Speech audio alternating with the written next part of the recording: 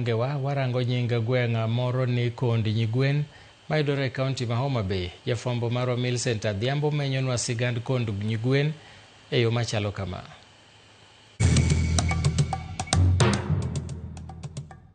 Nyakwara Mogea Juang machiegni kendo e tielo machielo e chenro ni mar ng'e gwengewa.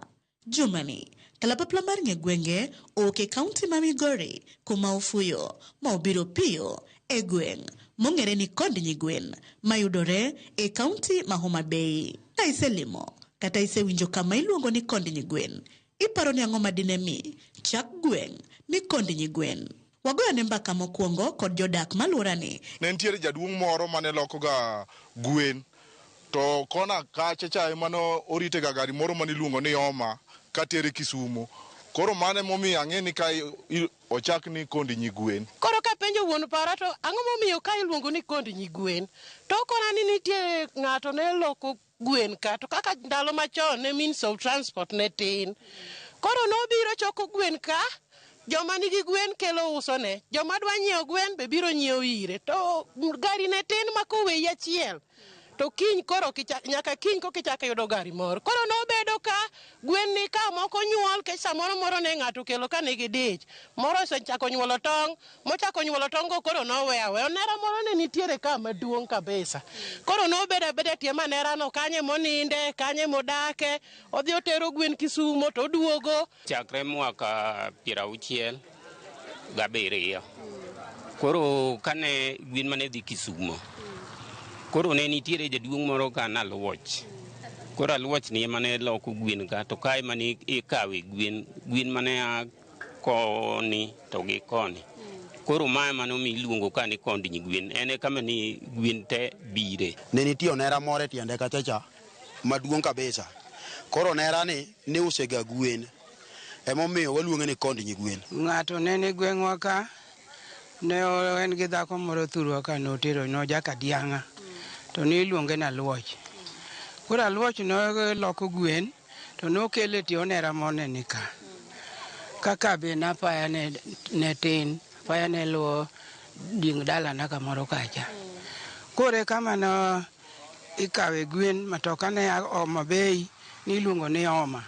Koro toka no ema ne kawo na Luoch gwen kaete makoro ka nomiyo chak Kondi Nyigwen. Koro Luoch ema notego ka ne Kondi Nyigwen, kaeto jako jwach moro be ne kelo sitrep. Koro ne chungo ka jot mitokni kawo, kaeto ochako kelo gi duka. Bang' winjo paro mopogore ewi kaka jogweng' oselieko pachgi. Nitie johala moro no Kisumo mane dwaro gwen.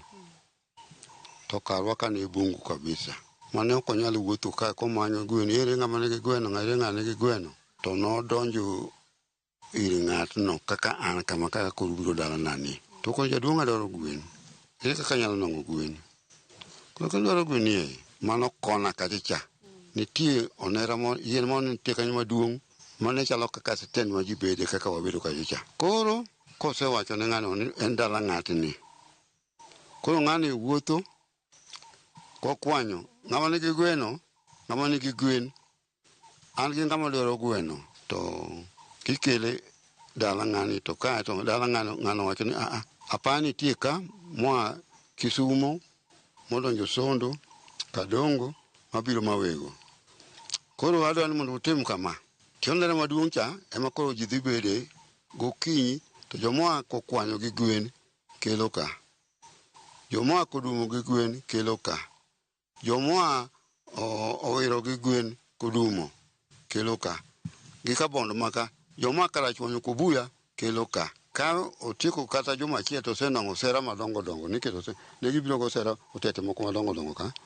Pas koro kodia Nairobi tilo apama dhi imae. Inyalo ng'iewo gweno kanyo kapok intie kanyo. Kodia Homa Bay kidhi Sondo, idhi Nairobi, idhi Kisumo, idhi Kericho, nigi ng'iewo gweno kona kanyo. Kanyo kona. Dona ka en kona. To ng'ama mane dwaro gwen go ne ok owuotho e mier. Jogweng'e mane tero ne gwen. Nikech en kona, to ne en kona ma gwen ikele e tie yien miluongo ni onera. To onera no ema ne chalo kaka bus stand. Emomiyo kanyo luong ni Kondi Nyigwen. Wekoro wawinja nena ni gweng' ni ma Kondi Nyigwen humbe landore kod weche kata timbe mage. Apuro mariwa ka wasungu ne dhi kamoro nodino to ne biro ne ogero ema moko ka koro kae mane giluwo ka gidhi oting'o gwenge karibu 5 to gimomiyo koro landore tich wan gi tich achiel mar kuoyo ne e gimwa tiyo ka tich maduong' go ala bwa go e center wane. Bende wang'ere gi pur mar pamba be konyowa. Mawembe gi avocado, njugu, chieka, bando to chiega ahinya. To bende kond nyigwen osenyuolo dongruoge e ngima jodak malworani nyaka ne ochakre. Kond nyigwen ka waneno ka gik moko osemedore machalo kaka skul, osekelwa bathe ka orphanage miluongo no Ngoro, wayudo mana ka osiptal bende wan go ka. Kae nok chal kama, kata jomong'e area ni. Ka ne en bungu, ne onge kata yore, aneno ka yo osekalo ka, sani nyalo Kadongo, midhi moriere nyaka Kindu Bay, kiwuothe Lam. Manon chon ne onge. Yore mopa opagi osedonjo ka, wan ga swekre nyalo go ka chon ka ni dwaro chiemo kata wendo moro limi wang'o nyango ka nyaka Kochola. Aneno ka wan maber kata dukni. Kata kanisni ne waonge go. Ne wan gi sikul achiel, mane en ka Uma gi Mawego.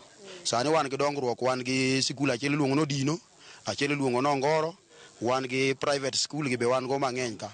Sani Lam nitiere. Ineno kata ka geche kadho ka, classic gine kadho ka, buses kadho ka, kata kidhi Nairobi, chon wadhi nyaka Sondu, nwadhi Sondu, Kadongo, Katito, kidhi Nairobi. Rem mage ma pod gin go e gweng'ni ma kod nyigwen. Wan gi shortage mar pi. Pi ema chandowa. Pi onge area wani te. Wagombo ni Joramogi ka ginyalo konyowa kod nyigwenwa ka, kata sirikal ka nyalo konyowa kod nyigwen ka, to kelnwa pi moro mokuny, mok ni ndalo chieng' pi onge, ndalo koth pi nitie. Security watengo kabisa. Kama mondo yudi security en mana chief kende, gi assistant chief. Wadwaro police post moro mondo bi obed ka, manyalo konyo makata ka ng'ato nigi shida, to nyalo dhi konyre mapiyo. Machielo, wadwaro technical. Wan mana gi Mawego. Wan gi chiro kanyo miluongo ni kond nyigwen. Mine nitiere matin mabiro. Giuso chieng'. Koro kanyo wadwaro chiro moro. Kech kama wantini wachulo nyaka osuru. To wadwaro chiro mono mi oketnwa manyalo konyo minewago. Sani be king'iyo minewago uso matie ndara. To nego migi chiro moro mondo mi moro bedi ka moro monyalo timo nade monyalo use. Mopogore gi dhondara, kech dhondara gari monyalo lose control to nego mine te. Awa kwa sirikal ni wan gi sito mar pamba. To en sito machon. Awa dwani mondo gibi mondo gilos ma sitono mondo pur pamba dhi nyime. Mana kamano, nyakwara mogi gi kanye mwachopo godo e giko matielo ma kawuono e chenro ni mar ng'e gwengewa. Kawuono ka ilimo kata iwinjo kamiluongo ni kond nyigwen, to ing'eyo gimomiyo ne ochake ni kond nyigwen. Omiyo, kikidhi mabor medikete mane wang' joyi mari mar Ramogi, nikech kae e majuma manyien bende aduogo ni kod nono mar gweng' machielo. Oriti masani, erokamano kuom bedo kodwa. Nyinga Millicent Adhiambo, kata kihero inyaluonga ni Nyaboma.